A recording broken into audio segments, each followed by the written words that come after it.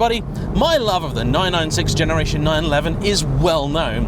I've always considered it to be really a far better car than it gets given credit for. Today, courtesy of self-confessed 996 geek Matthew, whose Instagram is here and will be in the description down below, I'm driving one of the most unusual and rarest variants, the 911 40th Anniversary Edition, or as they call it in Germany, the 40 Jahre.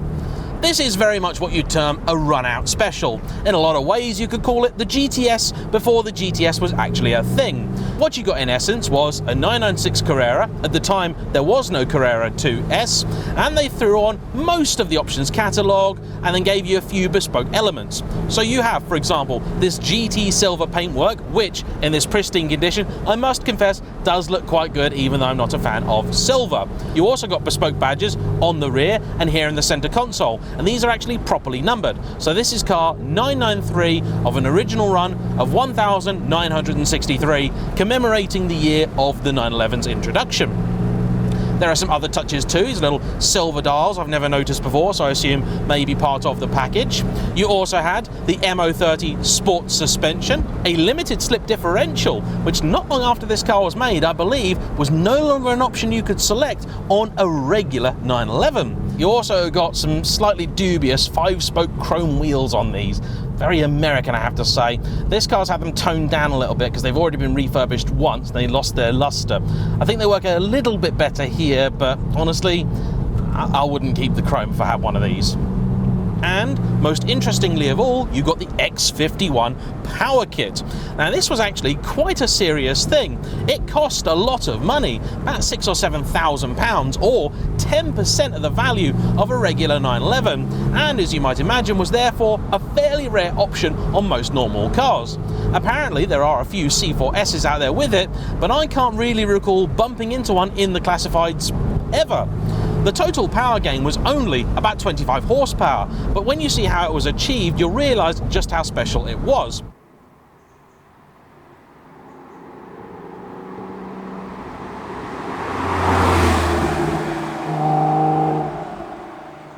So you got bespoke intake and exhaust with a whole new aluminium sandcast intake manifold that was lighter and better than the regular item, new camshaft profiles, an extra radiator at the front, better cooling all round, and a whole host of different things.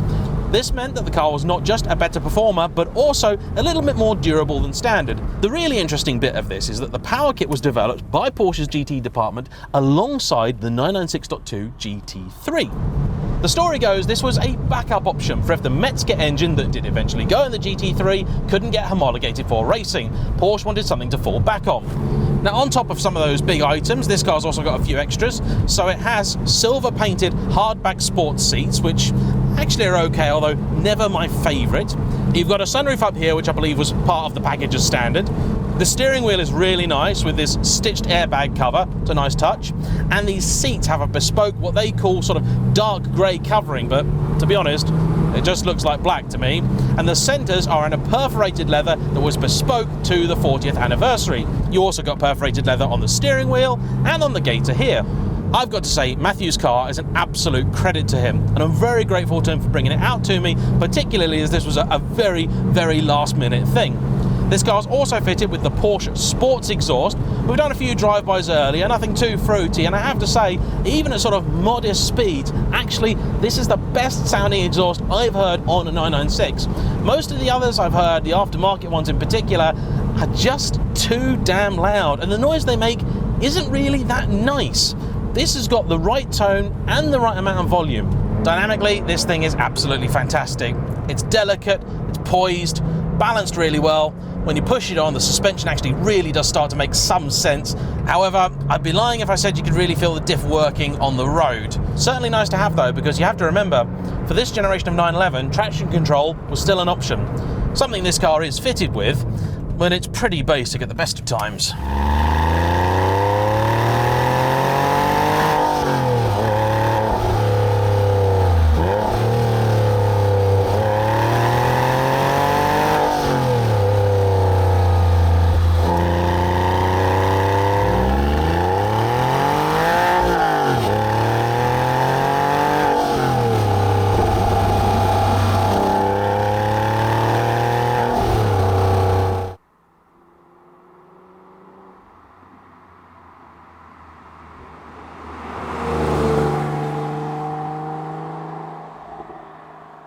In typical Porsche fashion, this is pretty long geared, so if you do want the best from it, you've really got to work it in first, second, and then eventually third. But if you do that, you'll find the car really rewarding. Mid-range in these was always very impressive. The torque figure on paper never seemed like that much at 260, 270 pound-feet. But really, when you put your foot down, they don't half go.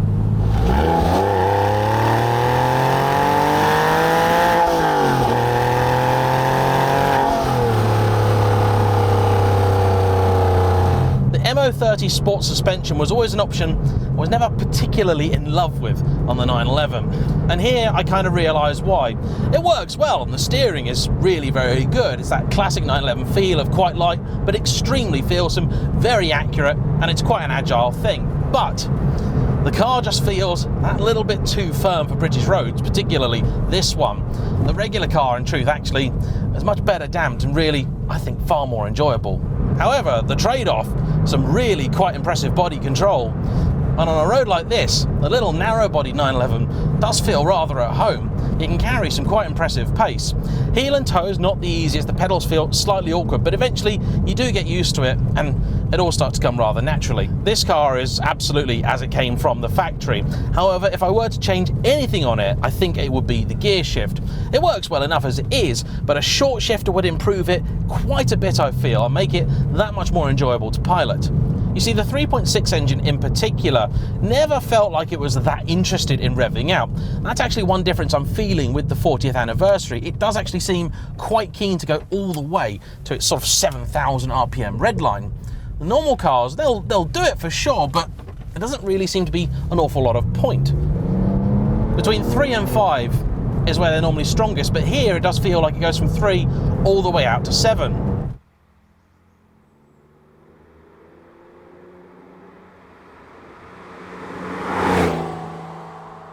25 horsepower for £7,000 is certainly not a lot, even in the naturally aspirated world, but they didn't really want this to tread on the heels of the GT3. Understandable, I'm sure you can agree. Because it's silver and based on the narrow-bodied car, the 40th anniversary is not something I've really ever actually been that interested in. However, I do see the appeal, but so do many others now. The 996's time, I believe, may finally have come, because people are now actually starting to ask proper money for the regular versions. It's no longer just GT3s and turbos that are worth some money. I have seen people asking in excess of £30,000 for a C4S with nothing particularly special about it, and so the £36,000 that Sam from Seen Through Glass's 40th anniversary recently fetched seems like almost good value in comparison. I know that the owner of this particular car was actually offered quite a bit more for it recently, and that may have something to do with the fact that the market is just a little bit crazy right now. And I'm just not sure whether I personally could justify that much money on one of these, because on the face of it is still just a C2 with some bits on. You also, at £40,000, are then in really 996 turbo territory, and for the majority of people, that's going to be the car they'd go for. If your idea of the perfect 911 has always been one that's a delicate scalpel rather than something of a sledgehammer, this certainly would be something to consider. And I really hate cars being talked about as investments in general, but if you were going to buy one and hope that it was going to maintain its value and you were going to be happy not putting too many miles on it, it probably is a better buy. Being a regular Carrera, it's probably also going to cost you that much less to maintain than a turbo. In fact, I spoke to someone the other day who spent £2,500 just on fixing his turbo spoiler.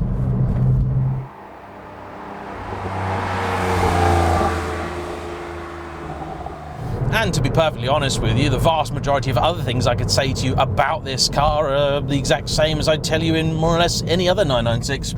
So if you're looking at a 996 as a bargain 911, this is definitely not it.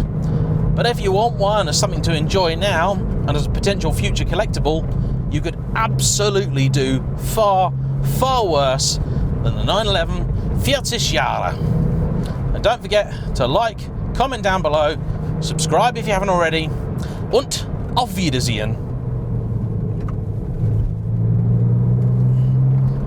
Bis bald.